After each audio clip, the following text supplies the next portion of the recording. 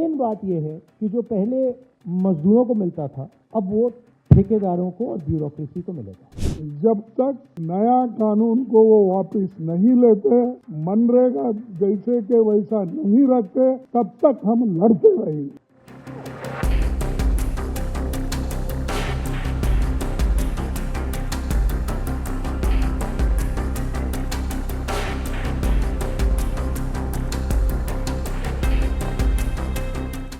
कि थोड़ी सी बातें आपको बताना जरूरी है, क्योंकि हमारी लड़ाई बड़ी लंबी है।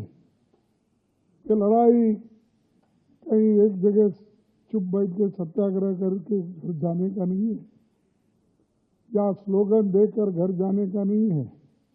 ये इतनी बड़ी लंबी लड़ाई है, जब तक नया कानून को वो वापस नहीं लेते, मनरेगा जैसे के वैसा नहीं रखते, तब तक हम लड़ते रहेंगे।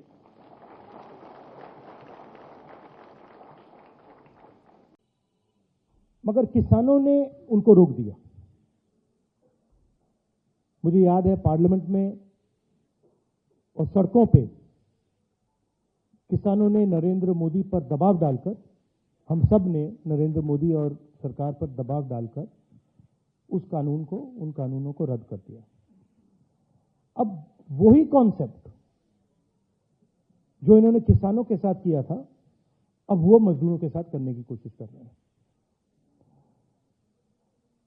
आइडिया है कि दिल्ली की सरकार डिसाइड करेगी कहां जाएगा पैसा, कितना पैसा जाएगा, कौन सी स्टेट को मिलेगा, कौन सी डिस्ट्रिक्ट्स को मिलेगा। बीजेपी वाले स्टेट्स को ज्यादा पैसा जाएगा, ऑपोजिशन वाले स्टेट्स को कम जाएगा, और वो डिसाइड करेंगे किसको किस तरीके की मजदूरी चाहिए और वो इंप्लीमेंट करेंगे सेंट्रलाइज तरीके से। अधिकार खत्म कर दिया। और मेन बात यह है कि जो पहले मजदूरों को मिलता था अब वो ठेकेदारों को और ब्यूरोक्रेसी को मिलेगा।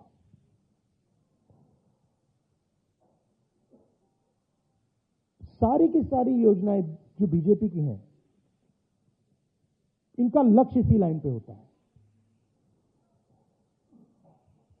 उनकी विचारधारा है कि हिंदुस्तान का धन, हिंदुस्तान के एसेट्स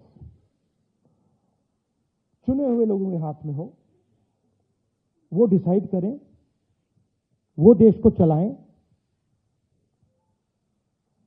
पूरा का पूरा धन उनके हाथों में चला जाए, और गरीब लोग जो हैं, और उसमें ज्यादातर हमारे दलित, आदिवासी,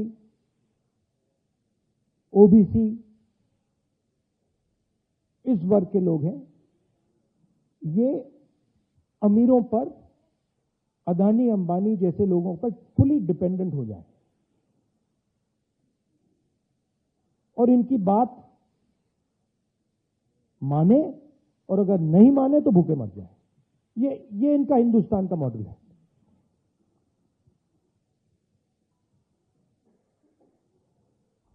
मैंने पिछले चुनाव में कहा कि ये संविधान पर आक्रमण कर रहे हैं। किसान बिल संविधान पर आक्रमण था, नोटबंदी, गलत जीएसटी, और अब ये इसका नए लॉ का नाम क्या है, मैं नाम ही नहीं जानता इसका, क्या है, ग्राम जी क्या है, ग्राम जी पता नहीं क्या। हाँ, तो आइडिया यही है कि हमारा जो संविधान है उसे खत्म करो। वन मैन वन वोट का जो कॉन्सेप्ट है उसे खत्म करो, लोकतंत्र को खत्म करो, और जो आजादी से पहले हिंदुस्तान था, जहां पे एक व्यक्ति, राजा महाराजा, एक व्यक्ति पूरा डिसाइड करता था, सारे के सारे एसेट्स उनके हाथ में हुआ करते थे और जो भी वो करना चाहते थे वो करते थे। वैसा हिंदुस्तान वो फिर से लाना चाहते हैं।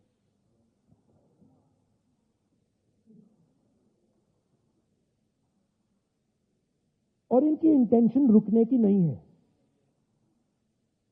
क्योंकि ये जो मॉडर्न इंडिया का स्ट्रक्चर है इसको ये बदलना चाहते हैं और तोड़ना चाहते हैं।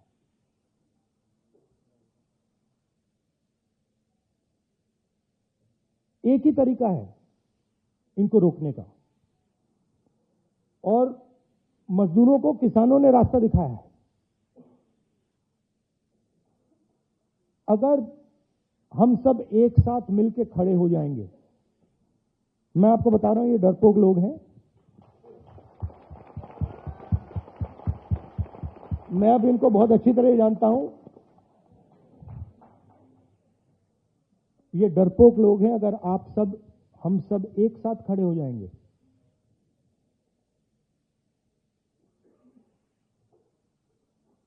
आप मनरेगा नाम देना चाहोगे या कोई और नाम देना चाहोगे? आप डिसाइड करोगे उस योजना का नाम क्या होगा, कैसे बनेगी, कहां चलेगी, कब तक चलेगी, कितने घंटे चलेगी। मगर ये मैंने कहा, मगर एक दूसरी बात भी कह देता हूं, अगर एक कमी है तो यूनिटी की कमी है।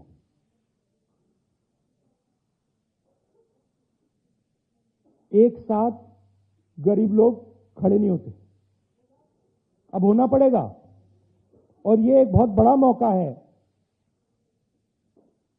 मनरेगा का जो आंदोलन है ये बहुत बड़ा मौका है कि हिंदुस्तान के सारे गरीब लोग जो आइडिया ऑफ इंडिया के कॉन्सेप्ट में बिलीव करते हैं, कॉन्स्टिट्यूशन में बिलीव करते हैं, लोकतंत्र में बिलीव करते हैं, कि हम अगर एक साथ खड़े हो जाएंगे,